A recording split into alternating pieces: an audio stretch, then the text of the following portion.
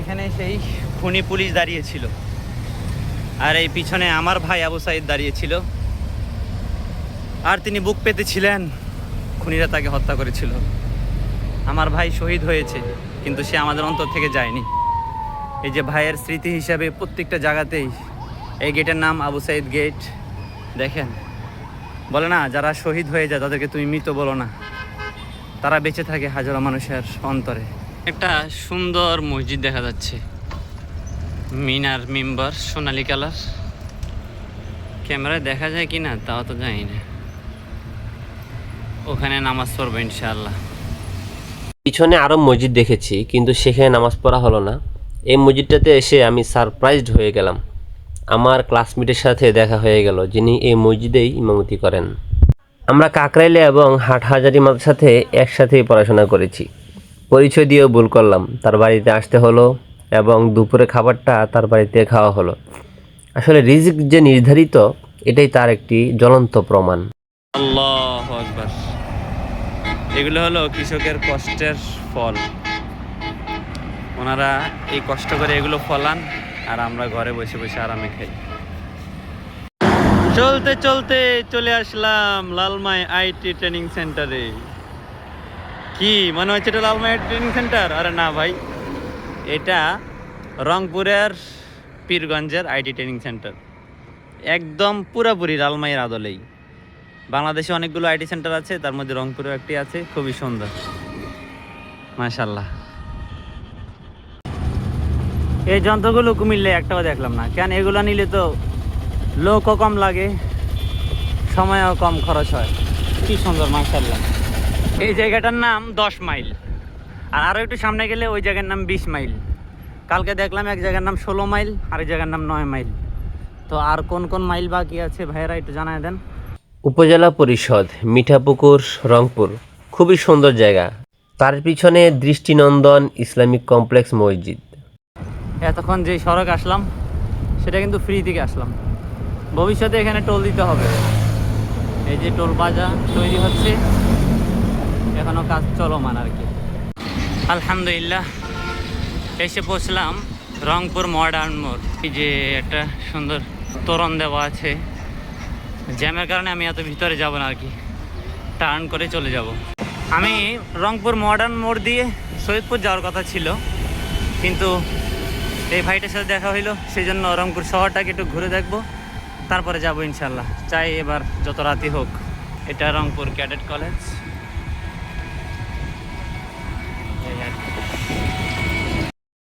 বন্ধুরা, আমি ভারাক্রান্ত, সত্যি ভারাক্রান্ত। এখানে সেই খুনি পুলিশ দাঁড়িয়েছিল, আর এই পিছনে আমার ভাই আবু সাইদ দাঁড়িয়েছিল, আর তিনি বুক পেতে ছিলেন। খুনিরা তাকে হত্যা করেছিল। আমার ভাই শহীদ হয়েছে, কিন্তু সে আমাদের অন্তর থেকে যায়নি। এই যে ভাইয়ের স্মৃতি হিসাবে প্রত্যেকটা জায়গাতেই এই গেটের নাম আবু সাইদ গেট। দেখেন, আমার ভাই হয়তো মরে গেছে, কিন্তু বলে না যারা শহীদ হয়ে যায় তাদেরকে তুমি মৃত বলো না, তারা বেঁচে থাকে হাজারো মানুষের অন্তরে। এই যে শহীদ Abu Sayeed street memory stamp, এটা শহীদ আবু সাইদ মিয়া 10 ডিসেম্বর 2000, মৃত্যুবরণ করেন 16 জুলাই 2024। এই ভিডিওটা যদি শেয়ার না হয় ভাই, আমি আসলে দুঃখিত, আর কিছু বলার নাই। আমি এখন আছি রংপুর বেগম রোকেয়া ইউনিভার্সিটিতে, সামনে গেটের সামনে আছি। তো ভিতরে ঢোকার পারমিশনের জন্য কথা বলা হচ্ছে, যদি ঢোকার পারমিশন পাই তাহলে ভিতরে ঢুকবো আর কি। আমি আর আমার সাইকেল যা যাবর জিন্দিগি আলহামদুলিল্লাহ ঘুরছি। তবে সবচেয়ে বেশি ভালো লেগেছে আবু সাইদ ভাইয়ের স্মৃতি স্তম্ভ জায়গাটা দেখতে পেরে আমার মনটা একদম ভরে গেছে। ভাইকে দেখতে পারিনি, তবে ভাইয়ের স্মৃতি দেখতে পারলাম আলহামদুলিল্লাহ। বেগম রোকেয়া বিশ্ববিদ্যালয়ের ভিতরে রংপুর। জায়গায় জায়গায় হাদি ভাইয়ের ছবি দেখতে পাচ্ছি, সাইদ ভাইয়ের ছবি দেখতে পাচ্ছি, মুগ্ধ ভাইয়ের ছবি দেখতে পাচ্ছি। বিশেষ আমার আল্লাহর কসম, আমার পুরো শরীরের লোম খারাপ হয়ে গেছে। আমার আসলে বলার ভাষা পাচ্ছি না। কাদের বিনিময়ে এই দেশটা পেলাম, সেই স্বাধীনতাটাও আমরা রক্ষা করতে পারছি না। আমার পিছনে এটা হলো প্রশাসনিক ভবন। সামনে তো রাস্তা দেখা যাচ্ছে, এটা গেস্ট হাউস। এদিকে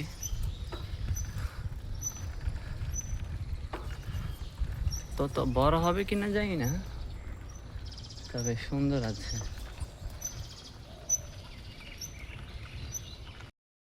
জায়গাটা খুবই নীরব, একদম ঠান্ডা। এই যে পিছনে ভবন, আর আশেপাশে জায়গাগুলো খুবই সুন্দর, সবুজ শ্যামল। বিশ্ববিদ্যালয়টা সুন্দর মাশাআল্লাহ, তবে কিউট, মানে বেশি বড় না, তবে সুন্দর। পরিবেশ খুবই সুন্দর, ছিমছাম, ভালোই লাগলো ঘুরে।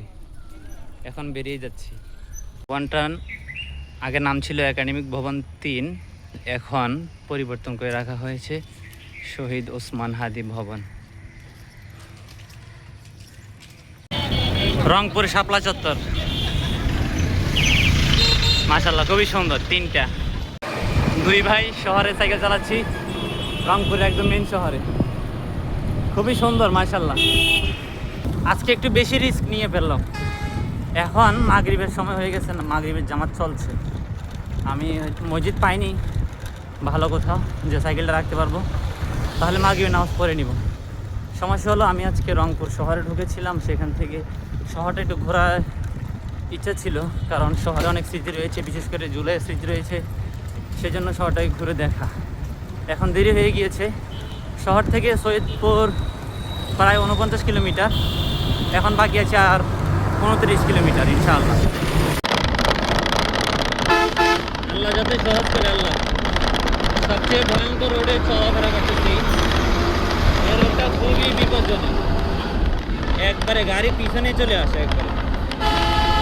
কারণ হলো আমি একটু শহরে ছিলাম, রংপুর শহরে, সেই জন্য দেরি হয়ে গেছে। আর এমনি তো রোড একটু দূরে, আজকে টার্গেট একটু বেশি। আল্লাহ যাতে সহি সালামত নেয়, আর বেশি নাই, আর মাত্র 29 কিলোমিটার আছে, ইনশাআল্লাহ সৈয়দপুর পৌঁছে যাব। এখন সময় 7টা 47 বাজছে। আমি এখন আছি রংপুরের শেষ প্রান্তে, ইনশাআল্লাহ একটু পর নীলফামারীতে ঢুকে যাব। তো আজকে রাত্রে ইনশাআল্লাহ স্টে করব। জায়গাটার নাম হলো সৈয়দপুর বাস স্ট্যান্ড অথবা সৈয়দপুর শহরে ইনশাআল্লাহ। আলহামদুলিল্লাহ এখন বাজছে রাত 9টা। আমি এই মুহূর্তে প্রবেশ করছি নীলফামারী জেলায়। আর নীলফামারীর মধ্যে সবচেয়ে সুন্দর জায়গা হলো সৈয়দপুর। আলহামদুলিল্লাহ, welcome to the city of night. সৈয়দপুরে স্বাগতম। সৈয়দপুরকে বলা হয়ে থাকে রাতের শহর, মানে সৈয়দপুর রাতের বেলা অনেক লাইটিং হয়। তো আলহামদুলিল্লাহ আমি এখানে এসে পৌঁছেছি। আজকে এখানে থাকার চেষ্টা করব, দেখি কোথাও থাকার জায়গা পাই কিনা। সবাই দোয়া করবেন আমার জন্য। হ্যাঁ জিন্দিগি। এখন প্রায় 10টার উপরে, অনেক উপরে বাজতেছে। আমি এই মাত্র এসে এই রুমটাতে পৌঁছলাম। আসলে আজকে জার্নিটা সবচেয়ে বেশি কষ্টদায়ক হয়ে গেছে।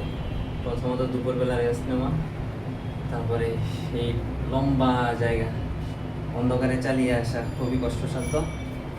যাই হোক, আপনারা দোয়া করবেন যাতে সুস্থভাবে ইনশাআল্লাহ কালকে মিশন পূরণ করতে পারি। আসসালামু আলাইকুম রহমতুল্লাহ। রাত এখন 11টার উপরে বাজে। খাইতে আসলাম, যদিও এখনো খাবার আসেনি। চোখের অবস্থা দেখে বুঝতেছেন যে কী অবস্থা, ঘুম, প্রচণ্ড ক্লান্তি। খাওয়া দাওয়া করে ইনশাল্লাহ ঘুমাবো। এখন বাজছে রাত 11টার উপরে। আসলাম, কিছুই নাই, তেহারি ছাড়া। তেহারি খাচ্ছি। ইনশাআল্লাহ দেখা হচ্ছে আগামীকাল পরবর্তী ভিডিওতে।